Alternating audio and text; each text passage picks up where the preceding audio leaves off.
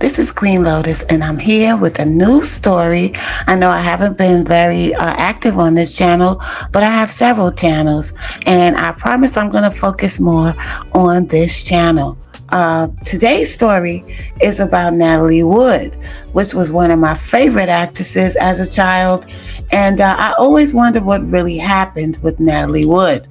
They're saying that RadarOnline.com is reporting that Natalie Wood's drowning DEATH mystery is blown wide open by two new witnesses who are pointing fingers at her hot-headed husband, Robert Wagner. Now, this has been going on for a long time. People have always pointed fingers at Robert Wagner, and some have even pointed at Christopher Walken, because he was on the yacht at the time that this occurred also. But let's see what this article has to say. The mystery behind actress Natalie Wood's drowning 43 years ago has been blown wide open by stunning new evidence that points the finger squarely at her hot-tempered husband, Robert Wagner. Blockbuster confessions from two new witnesses claimed that Wood was physically abused by the suave heart-to-heart star and was screaming for her life before disappearing from the yacht Splendor off California's Catalina Island at about 11 p.m. on November 28, 1981. Look how this is circulating right back around on the same date almost.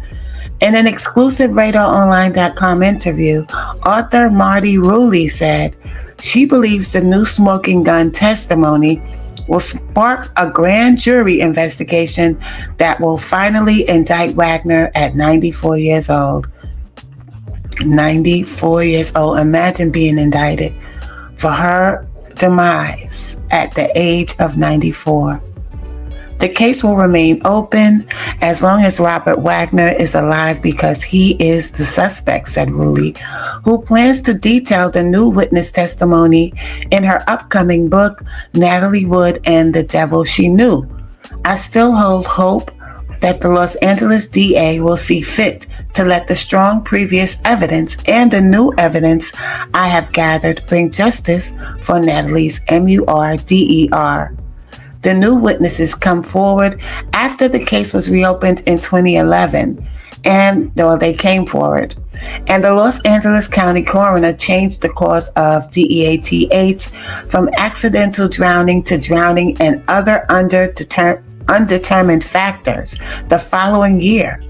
The reason the witnesses didn't speak out earlier is because at the time the case was declared an accident so fast, they just ignored what they saw or heard, explained Rulli, who previously co-authored the book Goodbye Natalie, Goodbye Splendor with the yacht's skipper, Dennis Davern. One of them, a California man who was a 17-year-old worker on a fishing boat moored near the Splendor, contacted Rulli last year, still haunted by Natalie's screams. That's terrible. It still bothers him, and he wanted to tell me what he knew, revealed Rulli, who asked that we keep the witness's identity private. He heard an argument, and he told me he heard Natalie's screams that made him feel uncomfortable. But he didn't report it to police because he thought it was an open and shut drowning case.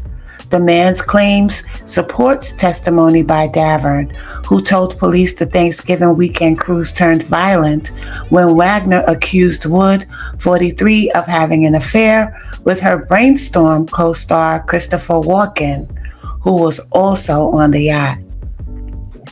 Davern claims a raging Wagner smashed a bottle of wine on the table and began brawling with Wood just before she vanished. At one point, Davern heard Wagner scream, "Get off my effing boat!" Davern said Wagner stopped him from turning on the searchlights or radioing for help until 4 hours after Wood went missing. Her battered and bruised body was found on shore the next morning near an inflatable dinghy. Rulli was also contacted by a dying 80-year-old woman who claimed she was working with Wood in the 1960s when an angry Wagner manhandled the West Side Story sweetheart. She said she saw Wagner come into their dressing room, which is additional evidence of abuse.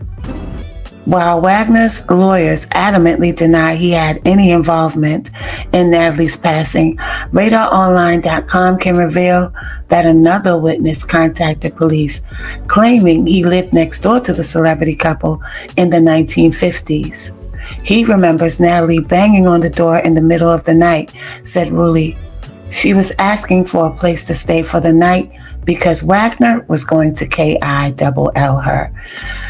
Now, guys, this is what always behooved me about this story. If everyone else was claiming to hear Natalie's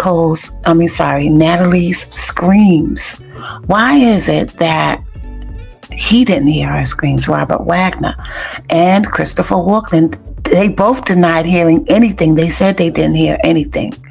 But I hope that this case does get reopened and that we finally get the truth about what happened to our beloved Natalie Wood.